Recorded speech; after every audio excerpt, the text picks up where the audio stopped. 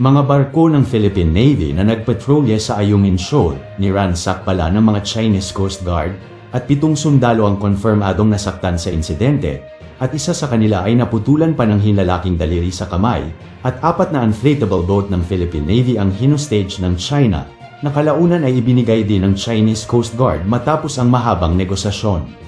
Nagalit naman ang United States of America dito dahil sa panibagong pag-atake ng China, at lehitimo di umano ang mga ginagawa ng CCG ayon sa Chinese Foreign Ministry, dahil pumasok daw ang mga barko ng Pilipinas sa nasa sakupang teritoryo ng China, na ayon sa kanilang bagong batas ay huhuliin ang sinumang dayuhang sasakyang pandagat ang pumasok sa teritoryo nila.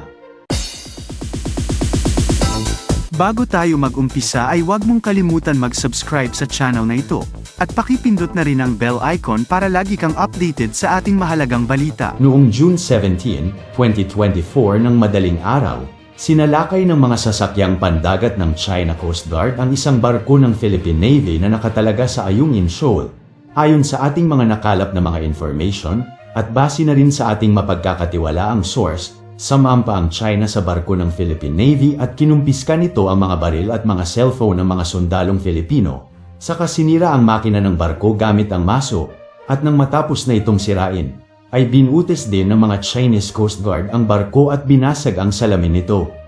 Ilang minuto ang lumipas, kinaladkad na ang inflatable boat ng Chinese vessel, habang nakipagnegosasyon ang mga sundalo na ibalik na sa kanila ang kanilang mga kagamitan, at itigil na ang naturang pagkaladkad sa barko. 7 sundalong Filipino ang konpirmadong sugatan sa insidente, at isa sa kanila ay naputulan pa ng hinlalaking daliri sa kamay. Kinumpirma naman ito ng China na sumampa nga ang kanilang mga tauhan sa barko ng Pilipinas pero hindi nito sinabi na kinumpiska ang mga baril at cellphone. Sa halip sinabi pa ng China na lehitimo ang kanilang operasyon dahil naayon ito sa kanilang bagong batas na sinumang dayuhang barko ang pumalaot sa kanilang inaangking teritoryo, ay kanila itong huhuliin at ikukulong ng 60 araw ng walang paglilitis. Ayon pa sa ating mga nakalap na balita, hindi lumagpas sa EEZ ng Pilipinas ang mga barko ng Philippine Navy sa Ayungin Shoal, at pasok pa ito sa teritoryo ng Pilipinas kung saan nagpapatrolya ang mga naturang Filipinong barko.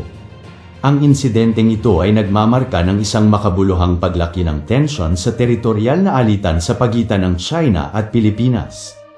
Paano ba naman kasi, renansak ng China ang barko ng Philippine Navy kahit nasa loob pa ito ng Exclusive Economic Zone ng Pilipinas, at sasabihin ng China na ang Pilipinas ang nag-umpisa ng gulo sa West Philippine Sea, kung ganito palagi ang ginagawa ng China sa Pilipinas na puro na lang kasinungalingan ang kanilang binibintang sa ating mga tropa sa karagatan, ay darating talaga ang panahon na mapuno na ang mga sundalong Pilipino sa paulit-ulit na pangbubuli ng mga Chinese at humantong na ito sa isang malaking digmaan. Dahil ngayon pa lang, ayaw nang makipag-usap ng China sa maayos na paraan, at patuloy nitong inaapi ang Pilipinas. Ang Ayungin Shoal, na kilala rin sa buong mundo bilang Second Thomas Shoal, ay isang estratehikong makabuluhang lugar sa loob ng Exclusive Economic Zone ng Pilipinas.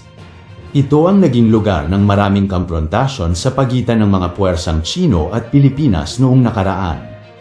Mariing kinundena ng gobyerno ng Pilipinas ang pagsalakay na ito ng China Coast Guard, na tinawag itong tahasang paglabag sa soberanya ng Pilipinas at sa internasyonal na batas. Nagbigay ng mahigpit na babala si Pangulong Bongbong Marcos sa China, na nagsasabing, hindi namin kukonsentihin ang anumang pagkilos at pagsalakay laban sa aming mga sasakyang pandagat at tauhan. Ipagtatanggol ng Pilipinas ang mga karapatan at soberanya nito sa West Philippine Sea kahit sa anupang paraan basta hindi lamang ito mapunta sa China. At tumututol din ang Pilipinas sa abusadong batas ng China sa mga inaangkin nitong karagatan. Ang Estados Unidos, isang pangunahing kaalyado ng Pilipinas, ay kinundena rin ang raid. Ang isang tagapagsalita para sa kagawaran ng Estado ng Estados Unidos ay nagpahayag ng matinding pagkabahala sa mga aksyon ng China na hinihimok ang Beijing na igalang ang mga internasyonal na batas sa maritime at iwasan ang karagdagang mga provokasyon. Gayunpaman, ipinagtanggol ng China ang mga aksyon nito na sinasabing ang barko ng Pilipinas ay ilegal na nagpapatakbo sa loob ng teritoryo ng China. Inulit ng gobyerno ng China ang paninindigan nito na ang lugar ay bahagi ng makasaysayang maritime domain nito. Ang insidenteng ito ay nagdulot ng galit sa Pilipinas, na may mga protesta sa labas ng embahada ng China sa Maynila. Iginigiit ng mga demonstrador na bawiin ng China ang mga puwersa nito sa karagatan ng Pilipinas at igalang ang internasyonal na batas. Ang militar ng Pilipinas ay inilagay na ngayon sa mataas na alerto at nagdagdag ng karagdagang mga unit ng Coast Guard at ipinadala sa lugar upang palakasin ang kanilang presensya. Ang sitwasyon na ito ngayon sa West Philippine Sea ay isa na sa malubhang delikadong hakbang ng ating mga Philippine Coast Guard dahil hindi nila alam kung anong susunod na hakbang ang gagawin ng China sa ating mga tropa sa karagatan kung magtagpo ulit ang mga ito at magkainitan ng dalawang panig.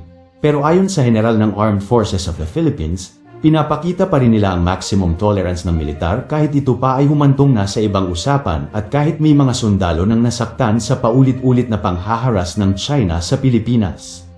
Ang internasyonal na komunidad ay mahigpit na sinusubaybayan ang mga kaganapan sa West Philippine Sea na nawagan ng United Nations para sa pagpigil at pag-uusap upang maiwasan ang higit pang hidwaan. Nagbabala ang mga analyst na ang patuloy na pagsalakay ay maaaring humantong sa isang mas malawak na paghaharap ng militar sa rehiyon. Ayon naman kay Attorney J. Batong Bakal, sa pahayag niya sa programang Teleradyo Serbisyo. Talong naging agresibo po yung China. Ngayon may report na po ng pisikalan at Yan. naputulan pa ng daliri yung ating isang sundalo. Ano po? So, ano kaya magandang aksyon pag umaabot na po sa ganyan? What do you suggest? Well, syempre po, no, seryoso na talaga yon na parang ang nakikita natin mukhang sinusubukan na talaga tayong paalasin sa unit show. Marami naman po pwedeng gawing response ng Pilipinas pero hindi po kumbaga direct, hindi symmetrical, no? For example, pwede tayong magpauwi ng kanilang mga sugo dito, yung expulsion ng mga ilang diplomatic personnel o kaya maaari tayong umaksyon ngayon dun sa mga kunwari, mga pogoy, pwede tayo mag-deport ng mga tao nila, mga ganun. So, depende po yan sa pamahalaan kung ano yung magiging response nila dito sa latest na aggressive moves ng China. Opo, pero Attorney J, hindi kaya yung ganyang klaseng aksyon ay lalo pang magmamarakulyo itong China? Well, I think klaro naman po dun sa trend ng kanilang escalation itong mga nakaraang buwan. Talagang intensifying yung pressure nila at yung aggressiveness nila. So, sa akin po, kumbaga, medyo expected din yan dahil nakita natin na sa ibang parte ng South China Sea, particular sa Vietnam, hindi po talaga sila tumigil kahit nakapagtalubog sila ng barko, nakapatay sila ng tao ng Vietnam. So, hindi pa ba pwedeng ipatawag si Uncle Sam to invoke that provision in the Mutual Defense Treaty? Well, yung invocation, yung Mutual Defense Treaty po ay in effect naman, no? Ngayon, at the very least, applicable na yung, I believe it's Article 3, no? Yung consultation whenever the parties believe, no, that their security and the peace of the region is threatened, no? So I'm sure activated na yon at malamang nag-uusap na ng masinsinan ang ilang mataas na opisyal, no? Pero yung magiging resulta ng consultation na yon, kung ano magiging appropriate response, siguro kailangan natin hintayin pa muna. Hindi naman kasi yan hindi naman pwede na kunwari bawat insidente gera na agad yung magiging sagot mo. At yung mga tao kasi merong misunderstanding na pag sinabi mong trigger the NTT, ibig sabihin magkakaroon na ng gera. Hindi po tama yun. No, ang appropriate response po ay pag-uusapan pa dapat ng mga partido, mga liderato ng mga bansang concerned, no?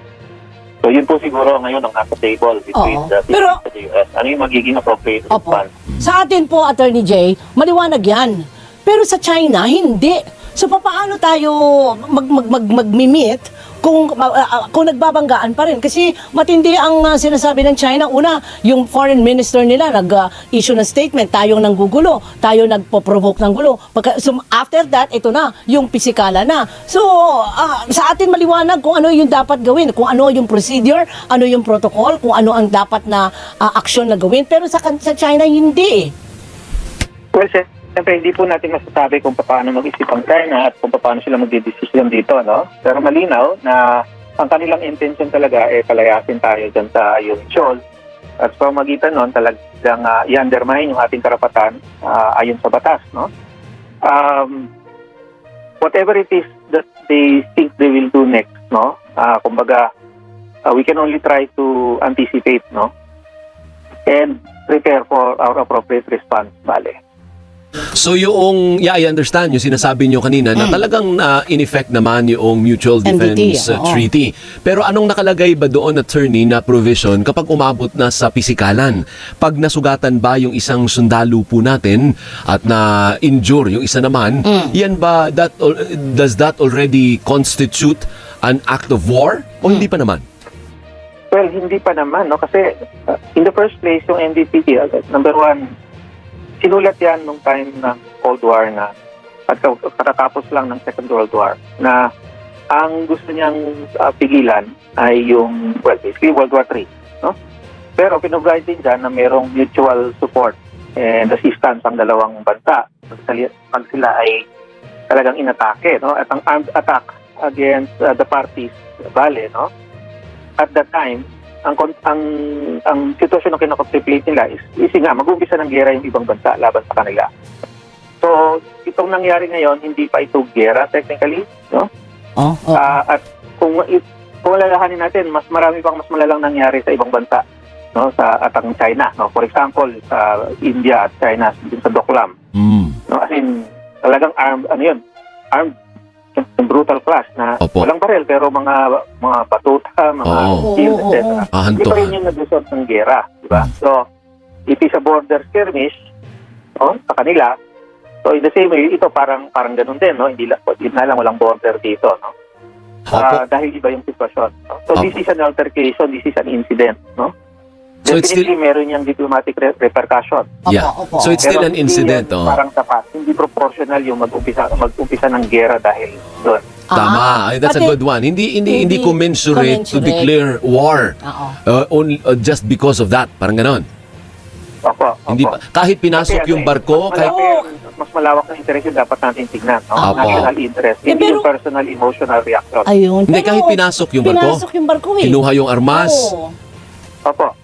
hindi pa rin Opo. sapat. And again, it's an incident, it's an altercation talaga which shows us ano talagang intention ng China at yung kanyang, kumaga, inuunti talaga tayong kinukuha sa dahas, no? But they will be bolder next time. I mean, if that is an incident based on your analysis, Attorney Jay, then what will prevent them from doing a little bit farther than that, or further than that? Pala silang react eh. Kasi incident lang naman pala yun, hindi pa pala yun act of war. So pwede palang pasukin pa nila yung iba pa nating ships kasi that will not constitute war pala pa eh. Opo, kaya nga po sa atin, ano yung magiging appropriate response, doon nila makikita kung serious tayo. Kasi nga, kung hindi tayo magre-react, no? As in, tatanggapin lang natin yon, then yes, they will become bolder. Kaya dapat meron tayong response na hindi yung maghahanap din tayo ng daliri, na simpleng eye for an eye, hindi ganon. Pero yung ibang, kumbaga, sa ibang pamamaraan, kaya nga hinahanap natin ano yung asymmetric response, no? Opo. Na proportionate dito sa incident na to. Ibig sabihin, one of those guys, I think nasabi ko na to before, yung persona non grata, for example, yung kanilang sugo, no? Dahil wala siyang ginagawa to try to smooth things over. Opo. Ibig sabihin, may nag-contribute lang siya sa tension dahil lagi lang niya tayong dinadown publicly sa sarili natin basta. At kung ano pa yung ibang mga pwedeng gawin, no? Na siyempre, hindi naman natin ma-discuss publicly sa radio, pero magkakaroon pa rin ng epekto sa kanila, no? Pero yun yung palagay kong pinag-uusapan ngayon ng Philippines and US. Pero hindi aabot sa declaration of war. O hindi pa yun nagwa-warrant ng declaration of war. Ganun na sinasabi niya, Attorney Jay. Siyempre, we're talking about national interest here, no? So, malawakan at magiging malaki ang epekto ng kahit anong move. No? Kaya yung mga careful, calibrated, and proportional responses, yun yung talagang pag-iisipan mabuti. Ikaw, Idol, ano ang masasabi mo sa unti-unting pagsakop ng China sa mga bahura ng Pilipinas? At tama lang ba ang mga ginagawa ng ating mga tropa sa karagatan na ipanatili pa rin ang maximum tolerance kahit palagi silang inaapi ng mga Chinese Coast Guard? Hanggang dito na lamang po mga idol. Maraming salamat po sa inyong lahat at mabuhay po kayo.